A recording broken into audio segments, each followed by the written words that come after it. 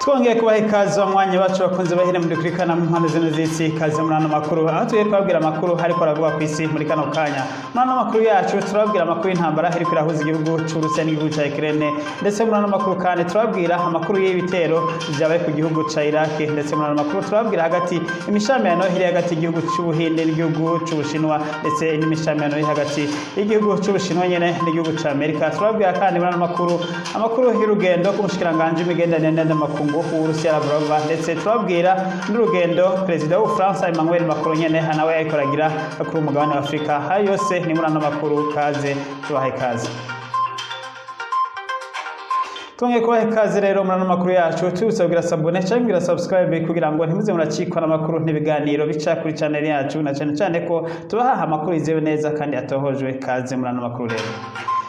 Amakuru yacu rero ubwo tubabwiye tugiye kuyahera n'ubundi ku ntambara iriko irahuza igihugu c'Urusiya n'igihugu ca Ukraine. Intambara rero ikaba tugeze mu kwezi kwa gatandatu, intambara itanguye. Muri ntambara yo muri kino gihe ariko havugwa byinshi cyane gose, inyuma yuko turetse ibitero by'intambara biguma biba hirya no hino hagati y'ingabo z'Urusiya n'ingabo za Ukraine, ariko rero hatanguye kwadukira mu bindi byinshi biriko biravugwa, aho ndetse ubu hamaze kumenyekana ko Urusiya bwa bufise umugambi w'ukuri wo gukura Perezida Zelensky bugahindura ubutegetsi mu gihugu ca Ukraine, maze rero ngo Uburusiya bukaba ariho bwobona kuja mu biganiro n'undi mutegetsi mushasha. Ibi rero na makuru mashasha, ni nkuru nshasha turiko turakurikirana yatanguye kumenyekana uno munsi iri kuraca hirya no hino ku nyamakuru. Iyi nkuru rero ikaba bivugwa ngo ndetse muri bamwe mu bagenzi ba Perezida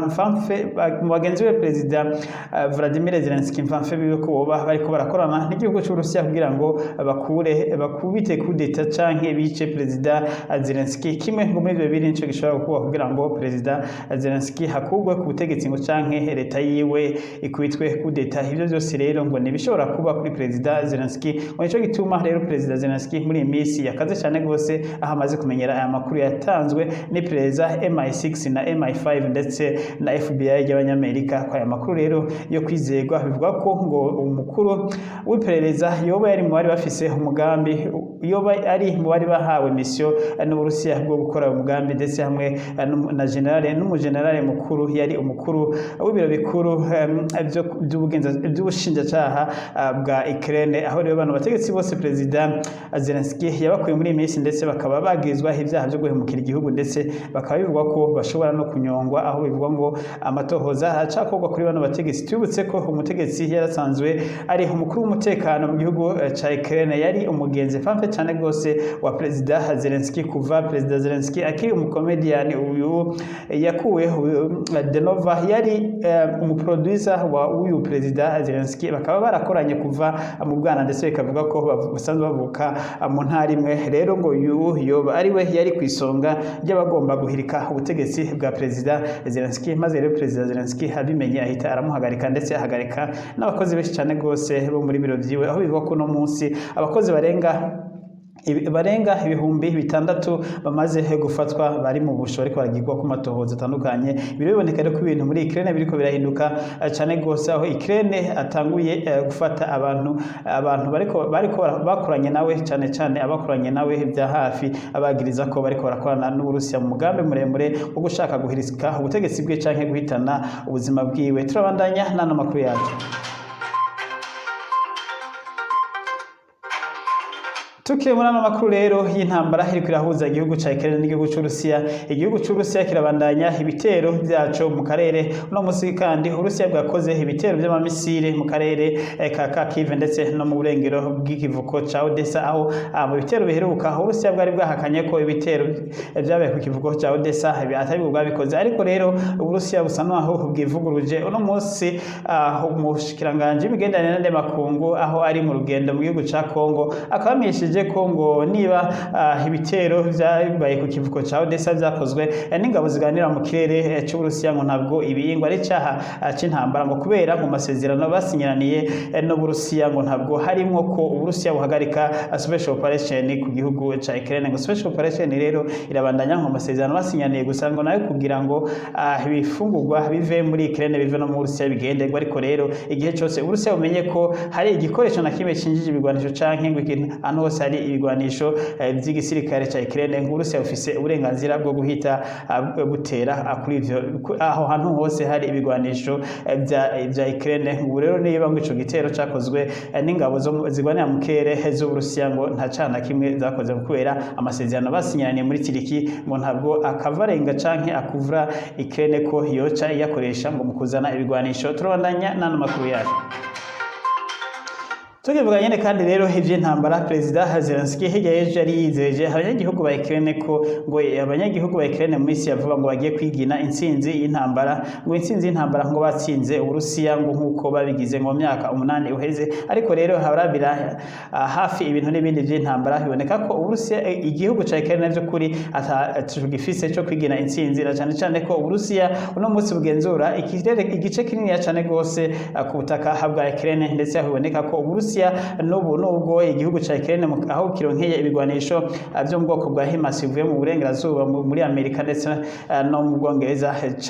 cagerageje kwihagararako, ariko biboneka ko n'ubu igisirikare ca Ukraine c'Uburusiya gifise ibice binini cyane gose. Aha rero no munsi ndetse twahise tugira amatohoza byo kuri y'uburere igihugu c'Uburusiya kigenzura, mukaba tugiye kubasomera ibice byose ubu igisirikare c'Uburusiya kigenzura 100% mu gihugu ca Ukraine. Akarere ka rero duhereye ko igihugu c'Uburusiya kigenzura mu gihugu ca Ukraine ni intara canke province ya Mariupol. Iyi nayo rero murabizi ko yafashwe mu mezi 2 aheze. Rero igisirikare c'Uburusiya kigenzura neza uduce twose two mu ntara ya Mariupol. Igisirikare c'Uburusiya kikaba kandi kigenzura Luhansk ndetse na Severodonetsk, kaba kigenzura kandi na Donetsk n'akarere kitwa Izum ndetse n'akarere ka Kherson ndetse n'akarere ka Donbas muri rusange kose. Rero ubu kakaba kari mu minwe y'Uburusiya. Uburusiya rero bukaba bugenzura neza 100% ku makuru dufise uno munsi dutohoza ino nkuru. Uburusiya akarere ka Donbas region kagizwe na tuno duce twose twavuze Luhansk, Severodonetsk, Donetsk, Izum na Kharkiv na Kherson ndetse na Mariupol muri rusange. Tuno duce twose rero ubu turi mu minwe y'Uburusiya. Tuno duce tukaba tugize ibice 20% by'igihugu cyose ca Ukraine. Nukuvuga tuno duce ugereranije n'ibihugu vya East Africa, tuno duce twose igihugu c'Uburusiya kigenzura wofata ufashe nk'u Burundi ugashira ko u Rwanda ndetse n'igihugu ca Tanzania, niko tuno duce tungana ugereranije nuko abagerageza kugiranya tuno duce ko tungana, kandi tuno duce tukaba tungana n'igihugu cyose c'Ububirigi muri rusange. Turabandanya rero n'ano makuru yacu tubabwira ivy'intambara nyene iyo muri kariya karere.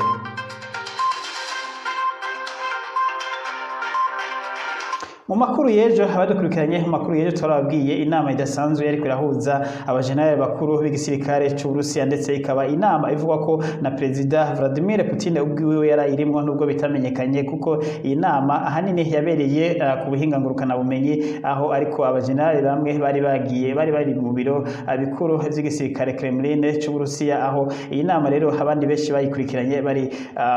ku buryo bwa telefone canke ku buryo bwa video. Iyi nama rero ikaba ngo ariko iriga ibindi bitero bikomeye cyane gose byokorwa ku gihugu ca Ukraine, ngo cyane cyane ivyafunditswe muri nama tumaze kumenya ngo nuko igisirikare c'Uburusiya cemeranije gutagetinga aho hose hashobora kuba hari ibigwanisho byavuye muri Amerika, na cyane cyane ibigwanisho byo mu bwoko bwa HIMARS bitera kure cyane gose. Ibi rero ngo bikaba ari byo priorite ya mbere yahawe ingabo z'Uburusiya ubu ziri kuri tere muri Ukraine, ko ari kugerageza gukoresha uburyo bwose bushoboka kugira ngo bamenye hari ibi bigwanisho byose byo muri buno bwoko bwa HIMARS, maze ngo bagahita babisambura aho byo biri hose, ngo bidaciye ngo bitarinze gutebagana na gatoya, ngo aho hose bashobora kumenya ko hari ubwoko bw'ino bigwanisho, ngo yaba nubwo byo biri ku magwa mukuru Kiev wa Ukraine, ngo bakamenya aho biri ko bagomba guhita bahatera ubwo nyene bakabisambura. Iyo niyo priorite bahaye, ndetse bakaba indi priorite bahaye ngo ni indege zaje za Mi-25 canke M-25 nazo nyene zahawe igisirikare ubu ca Ukraine. Izi nazo nyene ziri targeted ngo n'igisirikare c'Uburusiya, aho ziri hose ko zigomba guturirwa byanka bikunda amaguru masha. Ibindi byavuzwe ngo nuko abamasenari bose bari ku butaka bwa Ukraine ngo bagomba guhigwa buhongo kandi bakicwa, ndetse muri no nama baramenyeshije n'igitigiri cy'abamasenari mu misi heze. Umuvugizi w'igisirikare, umuvugizi w'ubushikiranganje bwo kwivuna amaso y'Uburusiya yari yamenyesheje ko abamasenari bashika 2,000 aribo bari ku butaka bwa Ukraine Ukraine ariko rero mu nama y'ejo biboneka ko ngo ko hoba hari amasenari bashika hafi ibihumbi 4,500 ubu bari ku butaka bwa Ukraine ngo barero bose ndetse ngo n'amazina yabo arazwi nta wuze ukuntu Uburusiya bwa bwarose amazina yabo ariko birumvikana ko Uburusiya bwa bwivye amazina yabo biciye ku bakorana mu gisirikare ca Ukraine boba barije systeme ya registrement y'amazina yabana mu masenari maze aya mazina ashika mu minwe y'Uburusiya gutyo rero mu Burusiya bufise igitigiri c'amazina y'abantu masenari bose bari ku butaka bwa Ukraine ndetse nkaba igisirikare c'Uburusiya gifise n'imyidondoro ya masenari n'ibihugu baje bavamwe abo masenari rero bose ngo bikaba kandi bariko baratrakinga ubuce bwose barimo kugira ngo abicwe n'igisirikare ca Ukraine ivyo ni bimwe mu vyavugiwe muri inama ariko rero iyi nama ikaba bivugana kandi ko yoba yaravugemo kandi ibyo guhirika ubutegetsi bwa Perezida Zelensky nk'uko twari twabivuze muri aya makuru tuyatangura ubutegetsi bwa Perezida Zelensky ngo bwabugeramire cyane ko abagomba kubuhirika bari mu gisirikare ciwe ndetse bari mu nzego kandi bakorana bya hafi na Perezida Zelensky mu bavyumvise ko benshi amaze kubafata ndetse abandi ndetse akaba Perezida Zelensky ku munsi w'ejo yamenyesheje n'umujinya mwishi ko agiye gutangura kunyonga bamwe mu magirizwa ibyaha by'indengarugero bakoranye n'igihugu cy'Uburusiya avuga ngo biriko biraba ngo no guhemukira igihugu ngo nakagambane gakomeye ku bategetsi b'abanya Ukraine bariko barafashanya n'igisirikare ca Perezida Vladimir Putin w'Uburusiya turabandanya n'ano makuru yacu amasezerano yashizwe ko umukono n'igihugu cy'Uburusiya n'igihugu ca Ukraine ngo bagiye kuja mu ngiro ni aho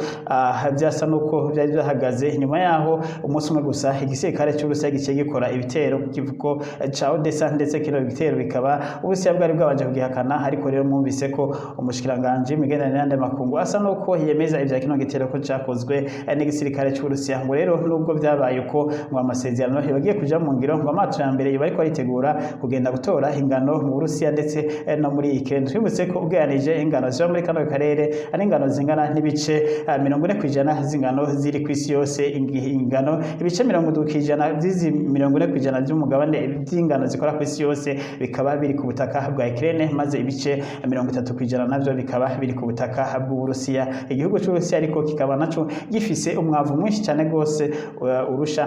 kurusha ibindi bihugu byose na cyane ko ibikomoka ku bitoro bimwe ari byo bikora umwavu w'igihugu cy'Uburusiya kandi umwavu w'Uburusiya ari wo wizewe cyane ku isoko mpuzamakungu kurusha indi myavu yose iriho muri kino gihe aricyo gituma ibihugu byinshi cyane rwose biba bikeneye umwavu uva mu gihugu cy'Uburusiya turabandanya n'ano makuru yacu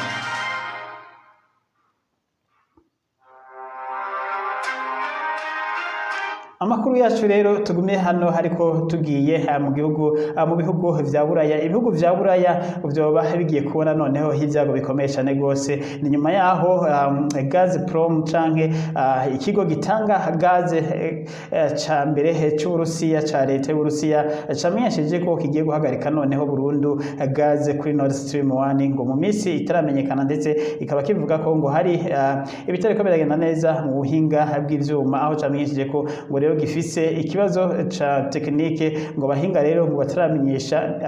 iminsi izomara ivyo bikorwa gukosorwa ikigo rero ca Gazprom uributse ko inyuma y'imisi 10 heze cari cahagaritse ibitoro nyene kuri Nord Stream 1 aho casaba camenyesha ko cariko kirahindura amatiyo maze rero kikaba carahinduye kirasubira kirugurura inyuma y'imisi 10 ariko rero ubu ikigo Gazprom camenyesheje ko guhera ku munsi w'ejo kigiye guhagarika kandi kurungika ibitoro kuri Nord Stream 1 ku matiyo abiri yose yo kuri Nord Stream 1 kuvuga ko hazosigara itiyo imwe nayo ikimwe ikaba bidatanga n'ibice 5% vya gaze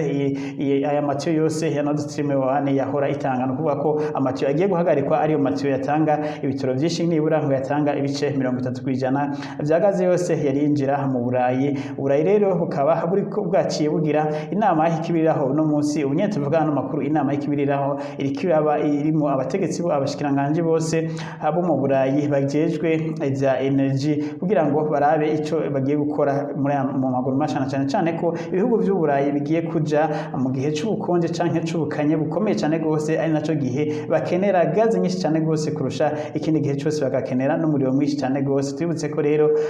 abadafise igaze mu Burusiya yaba amatara badashobora kuyaronka ku rugero bashaka ko ndetse n'ibindi byose bikoresho bakoresha bidashobora gukora ku rugero ariko yaba ibikoresho byo kuba nko kuzibura amabarabara mu mu gihe ca neige n'ibindi byose ibiro byose bikaba bikeneye gaze nyinshi cyane gose rero bikaba biboneka ko ibihugu vya buraya biri mu vyago bikomeye cyane gose mu gihe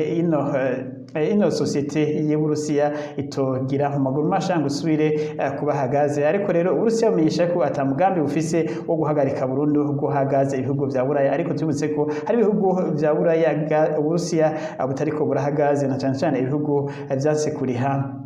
Uburusiya mu mafaranga y'amarubu nk'igihugu ca Norway ndetse n'igihugu ca Denmark ibihugu rero bikaba bitariko biraronka gaze iva mu Burusiya ndetse n'igihugu c'Ubutaliyano naco nyene kikaba kitariko kiraronka gaze ubu iva mu gihugu c'Uburusiya ibi rero perezida wa Ukraine perezida Zelensky yahise avyiyamiriza cyane gose aho yavuze ko ngo Uburusiya ubu ngo butandukiriye intambara ya energy ngo ku bihugu vya buraya ngo bivyo biragaragara ko mu Burusiya atamugambi bufise by'ukuri ngo kuba bushaka gutanga gaze mu bihugu vya buraya ngo rero mu bihugu vya buraya ngo bikwiye kuja hamwe bikagwanya Uburusiya ngo vyivuye inyuma cyane ko bibona ko ubu ngo na cyane ko Uburusiya biboneka ko bangamiye inyungu zikirema muntu muri rusangi ibi rero perezida Zelensky yamenyesheje mu kanya nyene inyuma yaho perezida wa Gazprom y'Uburusiya amenyesheje ko agiye guhagarika amati abiri yose yo kuri Nord Stream 1 ko atazoba ariko arakora muri iyi minsi kubera ngo afise ingorane mu buhinga afise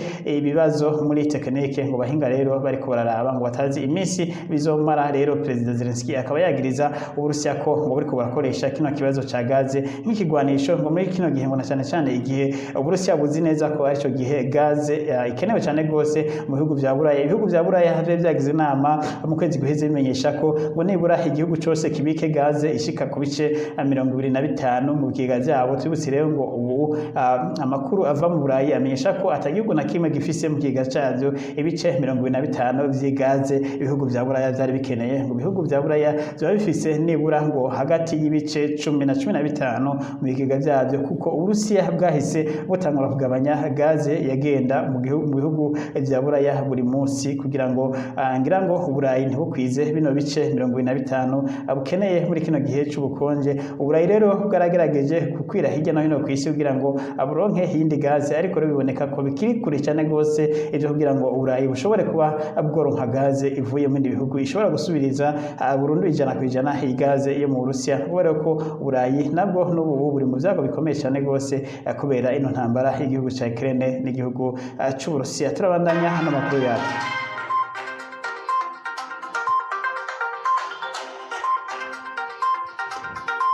tuve ngaha rero mu burayi dusimbire hirya gatoya y'uburayi dusimbire ku mugabane w'Ubushinwa igihugu c'Ubushinwa gisa naho gishamiranye nanone kandi n'igihugu c'Ubuhindi naho basanzwe basangiye umuryango umwe wo gutabarana umuryango witwa BRICS ariko biboneka ko igihugu c'Ubushinwa n'igihugu c'Ubuhindi muri no misi badafitaniye imigenderanire myiza ni mu gihe indege z'Ubushinwa zinjiye mu kirere c'Ubuhindi zirahazunguruka maze rero Ubuhinde buhita bwiyamiriza bwivu inyuma ibihe Ubushinwa bwariko burakoraho bivuga ko aragasomborotso kadasanzwe ngo ntibiyumvisha impamvu indege za gisirikare zikomeye cyane gose ndetse zifise n'ubushobozi bwo gutera za misile z'ubumara ngo zishobora kuvogera zikinjira mu kice c'Ubuhindi mu karere kitwa Quezon aho rero igisirikare c'Ubuhindi cyahise gifata ingingo zihuta zo kujanaho amasysteme antimissile systeme yo mu bwoko bwa S-400 izi nazo zikaba Ubuhindi bwaraziguze mu gihugu c'Uburusiya aho rero zino S-400 zigiye gukwiragizwa ngo ku mupaka yose aho igihugu c'Ubuhindi gihana urubibe n'igihugu c'Ubushinwa ukubera agasomborotso kadasanzwe k'igihugu c'Ubushinwa kiriko kiragira ndetse igihugu c'Ubushinwa bikabiboneka ko muri kano karere ka Quezon nyene basanzwe basangiye n'Ubuhindi bariko barahubaka ikirindiro gikomeye cyane gose cy'igisirikare byose rero Ubuhindi ukaba buriko buravyamiza bavuga ko ari gasomborotso ko kano karere ngo kubera akarere bahuriye ko ngo ntabwo Ubushinwa bwari bikwiye kubaka bino bigo by'igisirikare ngo biboneka ko Ubushinwa budashaka kugiranira umubano mwiza n'igihugu c'Ubuhindi Ubuhindi rero bukaba bwamenyesheje ko bugiye ku deployinga canke bugiye kwegereza aya ma S-400 iyi systeme rero S-400 IS amajana y'Uburusiya isanzwe ifiswe n'igisirikare c'Ubuhindi, ikaba ari systeme yizewe cyane gose kuko ishobora gukorora amamisire menshi cyane gose mu gihe gitoya, yaba ndetse n'amadrone, ndetse igakorora n'indege za gisirikare mu mwanya mutoya, kuko iyi systeme niyo systeme ikaze cyane gose ku isi, ikaba hikurikiranwa nkuko twagiye tubivuga mu makuru ya kera yashize, ikaba ikurikiranwa na systeme abanyamerika n'abanya-Israel bakoresha yitwa Iron Dome. Hanyuma rero izi systeme zikaba harizo za mbere zonyene zizewe ku isi ko zikomeye cyane gose, ariko rero n'Ubushinwa nabwo bukaba bufise nyene iyi systeme ya S amajana 4 yamuka mu gihugu c'Uburusiya, nayo nyene ikaba bikoresha. Nabuze rero ko kuri ruhande Ubushinwa nabwo buca bugira gutyo nyene buzane izi systeme kuri kano gace na cyane, ariko Ubushinwa bwo biboneka ko ariko buriko burasotora igihugu c'Ubuhindi. Turabandanya n'ano makuru yacu.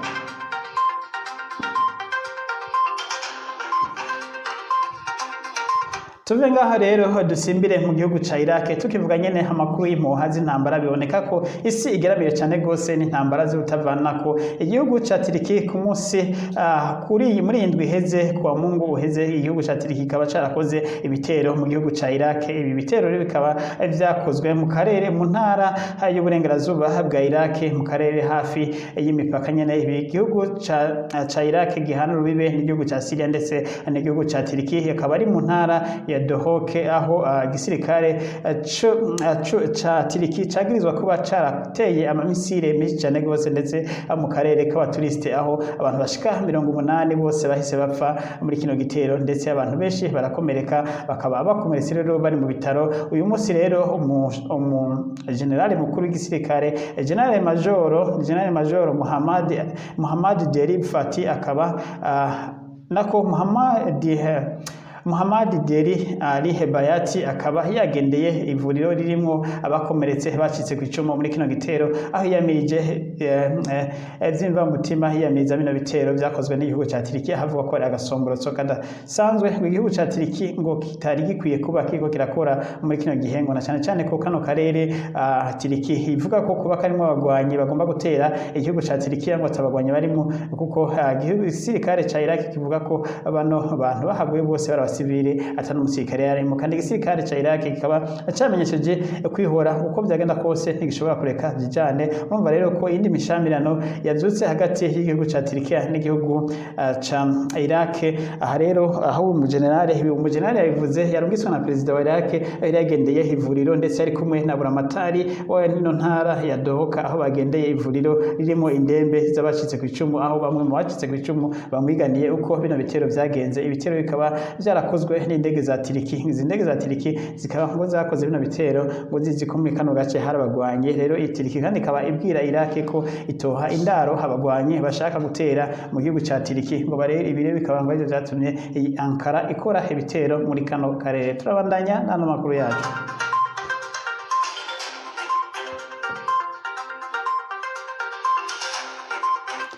Amakuru yacu rero reka dusubire n'ubundi tugaruke kandi gatoya mu gihugu c'Ubushinwa, inyuma y'imishamiro ikomeye cyane gose boneka ko iri hagati y'igihugu c'Ubushinwa n'igihugu ca Amerika. President Joe Biden bitezwe ko muri iyo ndwi avugana na President Xi Jinping w'Ubushinwa, ibi kizoba bishiye kumurukana bumenyi canke ku nzira ya video, kizoba ngo muri indi iza, aho biboneka ko ngo imyiteguro hari yose. Twibutse ko ku munsi w'ejo twari twabwiye ko bishobora guhagarara nyuma yaho Ubushinwa bumenyesheje ko igihe Nancy Pelosi asanzwe ari umukuru w'inama nshingamateka ya Amerika atohagarika urugendo rwiwe rwo kugenda muri Taiwan, ndetse Ubushinwa bwaramenyesheje ko n'indege azogenderamo ushobora kwibuza kugwa ku butaka bw'Ubushinwa. Rero ngo abo biciye mu nzira ya diplomasi baba hari ibyo bamaze kumvikana hagati y'Ubushinwa na Amerika. Ntabuzi ko Amerika yaba yemeye kuba irahagaritse runo rugendo, ariko rero urugendo bikaba biboneka ngo Nancy Pelosi gogo ruzagwamaze kwigizwayo ngo aho rushobora kuba mu kwezi kuza nigwanaba, aho urugendo rukaba rwabaye muri indwi, ariko rero rukaba rwahagaritswe rukaba rwigije inyuma mu kwezi kuza. Ariko Amerika ntiramenyesha ko yahagaritse runo rugendo burundu, ariko rero ngira ngo no kugira ngo bahe umwanya bino biganiro bizohuza muri indwi President Xi Jinping ndetse na President Joe Biden wa Amerika. Tubutse ko President wa Amerika n'ubu akiri ahantu mu bwihisho canke aho yugaraniye wenyene, inyuma yaho afatiwe na COVID-19 muri imisi canke corona virus, akaba ari aho ari isolated canke ahantu ha wenyene bamushize kugira ngo abanze akire, ndetse no ku munsi w'ejo aho yashikirije aho yashikirije ikiganiro ku bamenyesha makuru yagishikirije ari ngaho hantu yugaraniye wenyene. Turabandanya rero nano makuru yacu akurikira tugiye kubananiza ku mugabane wa Afrika ube hafi. Umushikiranganje w'Uburusiya w'imigenderanire n'andi makungu Sergei Lavrov akaba ariko aragendera ibihugu vya Afrika mu ntumbero yo gukomeza ubucuti n'ibihugu vya Afrika. Uburusiya urugendo akaba yarutanguriye mu gihugu ca Misiri, akaba rero ku munsi w'ejo wa mbere yaravuye mu gihugu ca Misiri yerekeza mu gihugu ca Congo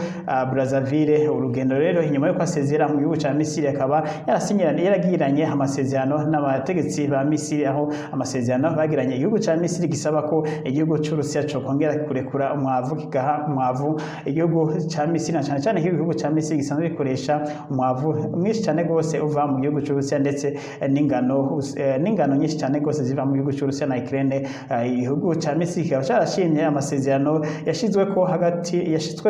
y'igihugu cy'Urusiya n'igihugu ca Ukraine yo kongera kugurura ibivuko kugira ngo ingano zisubire gukwiragira ku isi, cyane cyane ko kino gihugu cari gisanzwe kigura izo ngano nyinshi n'imyavu nyinshi. Rero kino gihugu kikaba carashimye, ndetse rero minisitiri w'imigenderanire n'andi makungu Sergei Lavrov akaba yarizeje ko igihugu ca Egypt ko kigiye gutangura kuronka umwavu maguru masha ndetse n'ingano zivuye mu Burusiya, ko amakonteneri ya mbere azosohoka mu gihugu cy'Urusiya azoba yerekeje muri kino gihugu ca Egypt. Mu gushikiranganje rero w'imigenderanire Lavrov ubu akaba ari ku butaka bwa Congo Brazzaville, akaba ari hari aho yakiriwe na Perezida Denis Sassou Nguesso wa kino gihugu ca Congo. Perezida Denis Sassou Nguesso uboneka ko yagumye ari hagati na hagati nawe nyene atagize ahengamira yaba ku Rusiya canke kuri Ukraine. Yamenyesheje nawe inyuma imbere kwija mu ijambo yashikirije bari kumwe n'uwo Sergei Lavrov, yamenyesheje ko ashima cyane gose amasezerano amaze gushikako hagati y'igisirikare nako hagati y'igihugu cy'Urusiya n'igihugu ca Ukraine yo kurekura ingano ndetse n'umwavu uvuye muri kino gihugu. Yavuze ko bino bihugu bifatiye runini cyane gose isi, rero kubona batanguye kumvikana ngo ari inzira nziza, biboneka ko haba hari n'ikizere ko n'amahoro azoza hagati ya bino bihugu. Akaba yarashimiye perezida w'Urusiya kuba yararungitse intumwa yiwe mu gihugu ciwe, avuga ngo ibi ntivyerekana ko igihugu ca Congo gifitaniye imigenderanire myiza n'igihugu c'Urusiya. Ubu rero minisitiri wa mbere minisitiri w'imigenderanire n'andi makungu Muradusonga Sergei Lavrov akaba azohita abananiza urugendo rwiwe mu gihugu ca Kampala, ndetse aho azogenda no mu gihugu ca Ethiopia, aho ariho azonarangiriza runo rugendo rwiwe ariko aragira ku mugabane wa Afrika. Tukivuga rero nyene y'abategetsi bariko baragira ingendo ku mugabane wa Afrika, perezida w'Ubufaransa Emmanuel Macron nyuma yaho arahiye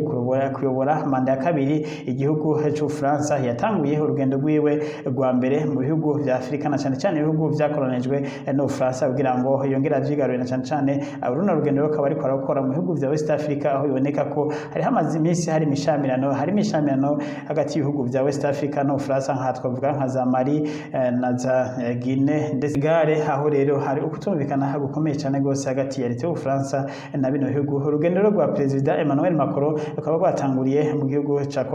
bukaba rwatanguriye nako Muradusonga mu gihugu ca Cameroon, aho ariko harakorana urugendo, akaba muri Cameroon yarashitse ku munsi w'ejo, akaba ngo yararaye muri hoteli yitwa Hilton, ihoteli ndetse isanzwe hari hoteli ya leta nyene iri mu gisagara ngaho gisagara umugwa mukuru wa Cameroon Yaounde, aho rero no munsi haza kubonana na perezida Paul Biya ndetse n'abandi bategetsi, bakaba bagiye kuganira hanini cyane gose ku migenderanire y'igihugu ca Cameroon n'igihugu c'Ubufaransa, ndetse n'ivyo bagiye gufashanya. Cameroon rero ikaba izamenyesheje biciye ku muvugizi wa leta ko ivyo baza gupresenta basaba cyane cyane perezida Emmanuel Macron ko ari kubafasha mu kugwanya iterabwoba riri mu burengero bwa Cameroon mu ntara aho bita muri nord ya Cameroon, ahasanzwe hari n'imigwi isanzwe igwanya leta yabishaka ko intara ya Bamenda yikukira ikava kuri Cameroon ivuga igifaransa kubera intara isanzwe ivuga ururimi rw'icongereza. Rero hakaba hari n'indi migwi y'iterabwoba nk'imigwi za Boko Haram n'indi migwi myinshi na ya jihad, aho rero ngo Cameroon ishaka ko igihugu cy'Ubufaransa giterera mu kurwanya iyo migwi yose. Tubutse ko ariko umugwi w'aba Amazone usanzwe urwanira muri ntara ya Bamenda ushaka ko wikukira utarafatwa nk'umugwi w'iterabwoba ku isi, naho leta ya Cameroon yo iwufata nk'umugwi w'iterabwoba ku isi, ariko mu ruhango mpuzamakungu umugwi nturafatwa nk'umugwi w'iterabwoba, na cyane cyane ko uyu mugwi uvuga ko urwanira ivyo kukukira kw'intara ya Bamenda isanzwe ivuga ururimi rw'icongereza ikava kuri Cameroon ivuga ururimi rw'igifaransa. Naha rero bano makuru y'urugendo rwa Emmanuel Macron ariko aragira mu gihugu ca Cameroon duce turangiriza ano makuru tubabwira ibindi bizoba vyakurikiye nyuma ya runo rugendo, aho runo rugendo zomara imisi 2 muri Cameroon, akaba yarutanguye ku munsi w'ejo ndetse akaba azobandaniza urugendo rwiwe w'ino bihugu bindi bya West Africa. Mwakoze mushikare kugira sabone no kugira subscribe, ndetse Imana ishikaye kubazigama mu byanyu no mu banyu, mugire aho muba mubawe naho makuru y'ubutaha.